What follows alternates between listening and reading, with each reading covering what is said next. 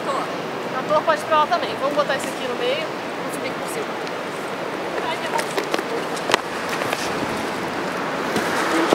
Vai pra cá. Vamos.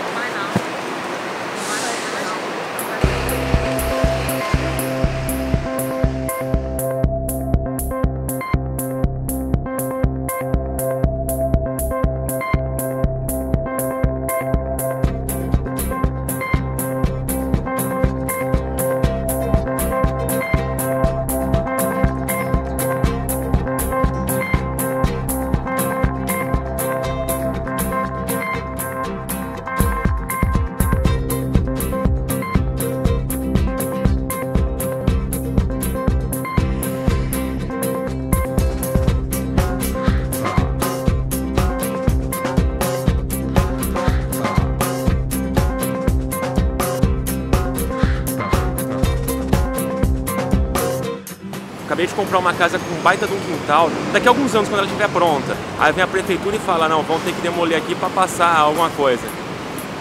Eu ficaria muito decepcionado. Para fazer isso tem que ser um motivo muito sério.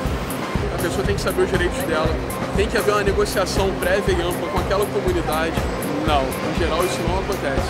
A gente tem essa carta, que é endereçada ao Eduardo Paes, e a gente pede para que todo mundo que passe por aqui assine.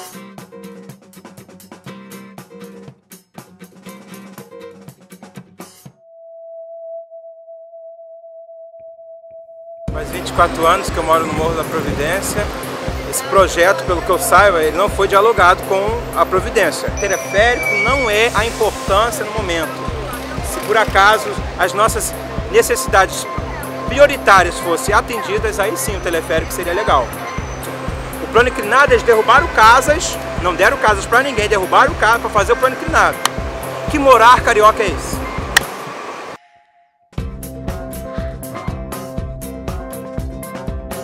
Eu não consigo me ver fora da minha comunidade. Não é só uma moradia, não é só o local. É a minha história que está lá. Nós não somos contra os jogos, nós não somos contra a Copa. Aonde a gente vai ficar? Até quando vamos ficar nisso? A gente quer ficar com dignidade. Meu nome é Maria da Penha Macena, moradora da Vila Autódromo. Ladeira do Barroso, número 241, casa 2. Ladeira do Faria, número 125, casa 4, Vila Santa Ana. A Ladeira do Barroso 235, no Morro da Providência, Gamboa.